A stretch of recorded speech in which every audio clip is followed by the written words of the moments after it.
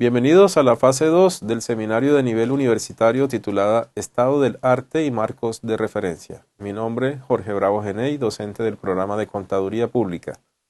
El título del seminario, Estrategias de Educación Empresarial en las diferentes áreas organizacionales. Nos encontramos en este momento en la fase 2 del seminario, que tiene una duración de 3 semanas, de un total de 17 semanas. La nota de calificación de esta fase tiene un porcentaje del 13%. No olvidar que la nota mínima aprobatoria es de 3.5. Aspectos a tener en cuenta. Hay que diligenciar la portada. El título de la portada es el de cada trabajo en particular, no el del seminario. La redacción siempre debe ser en tercera persona. La letra siempre en todo el documento debe ser Arial de 12 puntos y el interlineado de 1.5. En el planteamiento del problema se debe iniciar hablando un poco del sector, luego hablar de las fortalezas y debilidades del área seleccionada del sector escogido, posteriormente hablar del problema, cuáles son sus posibles causas, sus posibles efectos, y se debe finalizar con la pregunta problema. Los objetivos deben cumplir siempre los 4 elementos mencionados, que son el verbo, en infinitivo, el objeto de estudio, la finalidad y la condición de referencia.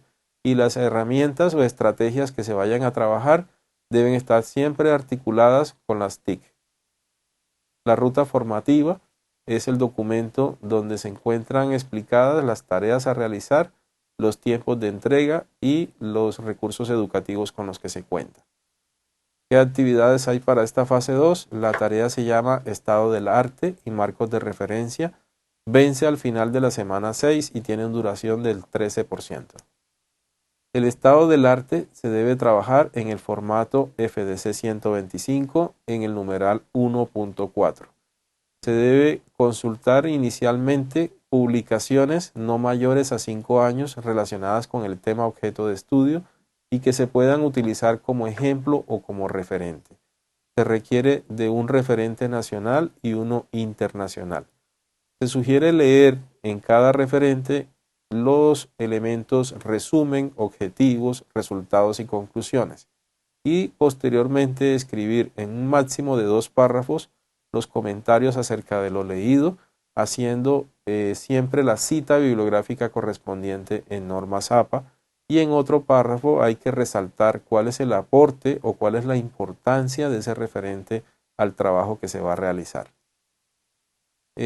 Cuando sea absolutamente necesario hacer una cita textual, recuerden utilizar siempre las comillas, que la cita no supere las 40 palabras y que al final de la cita se encuentre la cita bibliográfica correspondiente. Acá tenemos en esta lámina unos ejemplos de cómo se hace una cita textual y posteriormente cómo se presenta la referencia bibliográfica al final del documento. Acá tenemos ejemplos también de cómo se presentan las referencias bibliográficas. Acá tenemos también en esta lámina un ejemplo de un estado del arte. Podemos observar en el primer párrafo está el título, autor y año de la consulta. Después sigue un resumen de lo leído en los elementos que mencionamos, que es el resumen, los objetivos, resultados y conclusiones. Acá tenemos un segundo párrafo también de lo leído y al final, en el último párrafo, se resalta el aporte que este referente hace a la investigación. La segunda parte de la tarea la constituyen los marcos de referencia, que están en el capítulo 2 del formato FDC 125. La primera parte es el marco teórico, donde se deben mencionar 2 teorías de las estudiadas en el transcurso del programa académico y que van a fundamentar o a apoyar el trabajo que se va a realizar. Se debe describir en un máximo de 2 párrafos de qué se trata la teoría, haciendo mención a la cita bibliográfica correspondiente, y en otro párrafo final se debe resaltar el aporte o la importancia de esa teoría al desarrollo del trabajo que se está haciendo. Acá tenemos un ejemplo de marco teórico, donde en un párrafo se resalta de qué se trata la teoría, al final del párrafo está la cita bibliográfica correspondiente, y en el otro párrafo se encuentra la importancia o el aporte de esta teoría a lo que se está trabajando. Otro marco que se solicita dentro del marco de referencia es el marco conceptual, donde se debe definir de forma textual, no mayor a 40 palabras, 5 palabras claves que estén ordenadas alfabéticamente. Se consideran palabras claves aquellas palabras que se repiten con mayor frecuencia en el documento o que representan al documento como tal.